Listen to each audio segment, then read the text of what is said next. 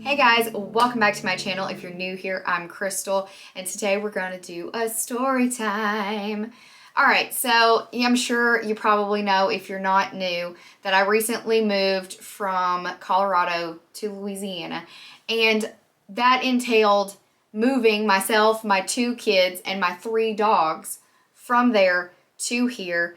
And I had never traveled with these 3 dogs. I've traveled with 3 dogs before, but 2 of the dogs sadly have passed away. One of them is still with me, thankfully, thank you, Lord. But these other 2 were kind of wild cards, okay? Gus and Rosie. Rosie, for those of you that have been around, is the little fluffy white dog. She's a Havanese. And then Gus is a black lab. All right, Gus has never been on a long car ride. Rosie has. She did get to go to my mom's last year, so she made the same drive last year around Christmas time. So, I kind of knew how she would be in the car, but I had no idea about Gus. And he was really the one I was worried about, considering I'm about 120 pounds. He is 50 pounds of muscle, and y'all, he is strong. Okay? They talk about horsepower. Let's talk about dog power. He is strong. So, I was kind of worried about him because he's very protective over me and the kids, and I knew I was going to have to get him out, in public and let him go potty. And yeah, so anyways, we start the drive, and he whined for a while. It was new, all that good stuff. No big deal. He calmed down. He laid down in his dog bed in the back end of the car. The girls, Sasha and Rosie, were both in the passenger seat, sleeping on a blanket. Everything was good. The kids are pros at long car drives, so I didn't have to worry about them one bit. I knew they would be great. So we're on our adventure, and we are going through the middle of Texas. A lot of the drive between Colorado and Louisiana is just driving through Texas. So we're driving through Texas, and Gus starts to whine again, and he had been quiet, so I was like, he may need to potty. I'm going to stop on the side of the road because there's like a large, not really a ditch. There's a large amount of grass between the shoulder of the road and these farm fields, So I was like, we'll just stop and let him go potty on the side of the road. I'll take all of them out, one at a time, and let him go do pee-pee poo-poo. No big deal. So I get Gus out of the back end. I'm like, all right, bro, you're going to go first. I was not prepared for what was about to happen. He jumped out of the back end of my car, and I drive an FJ Cruiser. It is lifted a little bit, so it's pretty high to get, in the back end of the car. So he jumps out, and he's excited, which I kind of figured because there's so many new smells to smell. And he's sniffing, and he's walking, and he's dragging me around the side of the road, and I'm trying to get him to behave. But he is not the best on the leash, just for the simple fact that we had a fenced-in backyard. We didn't really walk him on a leash a lot because he just ran around in the backyard. We didn't need to walk him. So he's not good on a leash, okay? He needs to be worked with for sure. So he's dragging me around a little bit. I'm trying to get him to calm down, and he decides that he is going to try to drag me into a pasture of cows, okay? That means he's trying to drag me through a fence, and I am just like with all of my might fighting him. And I had lost my voice at the time, so I couldn't really get his attention by making, or anything like that. I'm squeaking out sounds, trying to just yell, stop, Anyways, I finally get him under control, and I'm like, you're getting back in the car. I'm going to end up getting hurt on the side of the road in the middle of Texas. I don't even 100% know what town I'm in, or if I'm even in a town. You're getting back in the car. So I get him back to the back end of the car, and he refuses to get in the car. So I have to pick up this 50-pound squirming, pissed off dog and put him back in the back end of the car. Okay? Anyways, I get him back in. I close the back door.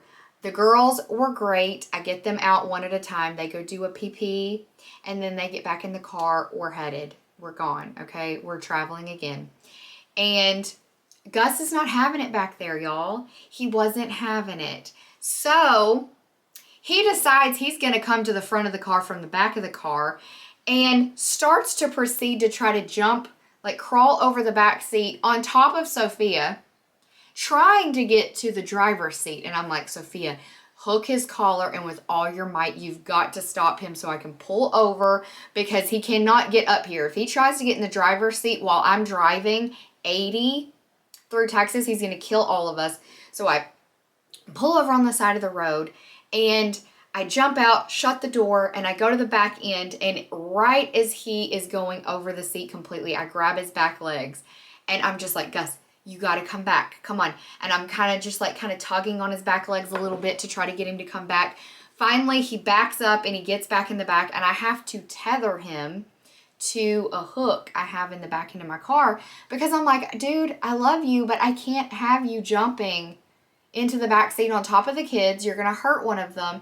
And if you get to the front seat, you're going to cause me to have an accident. You know what I mean? So I tether him up. He's fine. He had enough slack to where he could get comfortable and lay down, but not so much that he could get over the back seat anymore. So he's good. We're good. We're traveling again. We travel for quite some ways. We're good. I stop at a gas station. I let all of them go pee-pee poo-poo. Gus refuses to jump back in the car on his own, so I have to pick him up again, which is not easy, okay? It's not easy. He's heavy. So anyways, I get him back in the back end, tie him up again. He's situated. He's comfy. We're traveling. We get within an hour of Louisiana, okay? We're an hour from my mom's house. We are almost over. We're almost done with this trip, but the trip's almost over. And I need gas. And I'm like, all right, I'm going to jump out. I'm going to grab gas. We are going to go, okay? The dogs, they can wait another hour to go pee-pee poo-poo, because I'm not giving them, like, they didn't eat in the car. The girls get car sick, and I didn't know about Gus. So no, I'm not feeding them in the car. I did give them a little snack while we were driving, but nothing huge. And teeny bit of water, because I don't need pee and poop all over my car, okay? So anyways, at this point, they had been out of the car 4 times. I had taken them out and 3 or 4 times. I had taken them out, let them go potties, all that good stuff. And I'm like, you can wait an hour. Y'all can wait an hour. They were all sleeping, okay? So I pull up to the gas pump and I stop. And Sophia's like, hey, Mom, I need to go to the bathroom. And I'm like, okay. I asked Max, I'm like, hey, do you need to go potty? And he's like, no. And I'm like, okay, Sophia, let me pump gas and then we'll do potties. And she's like, okay, cool. I'm good with that. So I start pumping the gas. I got the gas pumping, and I go to put my wallet back in my purse in my car. And when I open the door, Sophia opens her door, and when she does, the dogs jump out of the car. Yes, somehow Gus was not tied up anymore, and he came over the back seat, and he jumps out of the car, and Rosie jumps out of the car. Thank God Sasha stayed in, but they jump out of the car. Rosie's running around the parking lot of a Love Station, and I'm just like, Sophia, grab her. And then I realize as I say that I just sent my 10-year-old to chase my dog in a Love Station parking lot. So I'm like, no. Rosie's running around the pump. The man on the other side of the pump is laughing hysterically, okay? Because like I said, I've lost my voice. So all I can really do is squeak words out at this point. Gus thankfully still had his leash on him, so I managed to grab it. I drag him to the back of the car because he's like, no, I'm not getting back in that car. I live at the Love Station now. And I'm like, no, you do not. You can make it 1 more hour. You can do this, boo. I promise. So I take him to the back and I pick him up and I throw him in the car. Not really throw him, because I really can't throw 50 pounds, But I get him in the back into the car. I tie him up. I close that. At this point, Sophia has hooked Rosie's harness, thankfully, and it's just standing there. And I pick her up and get her in the car, and I'm just sweating at this point, okay? I'm sweating. I'm sweating, and I'm tired, and I'm exhausted, and I'm hungry, and I'm over being in the car. I'm over it, okay? So, anyways, the dogs are all with us. Praise be, because this Love Station really wasn't in, It was just one of those gas stations that's just off the highway, off the interstate, in the middle of nothing, you know.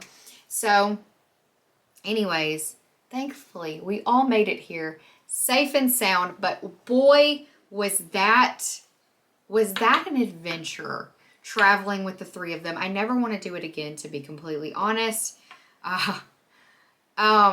Yeah, so considering Sasha and Rosie, normally they both get car sick, and I'm talking about multiple times.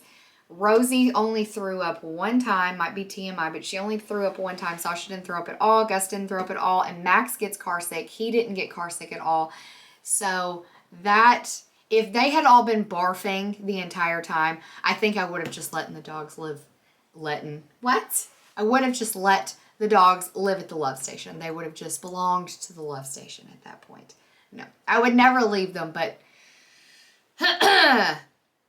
the things that no one could hear me, the obscenities that I was saying to those dogs that no one could hear me because I had lost my voice and I was just squeaking, it's a good thing because I was saying some choice words, let me tell you. So that is the story of traveling with the three dogs and getting them to our new house. I hope you enjoyed, okay? Because I definitely did not enjoy the process of the stories happening, but now it is very funny, and they are here, they are safe, they are healthy, they are happy, and they are good. So I hope you enjoyed this video, little story time.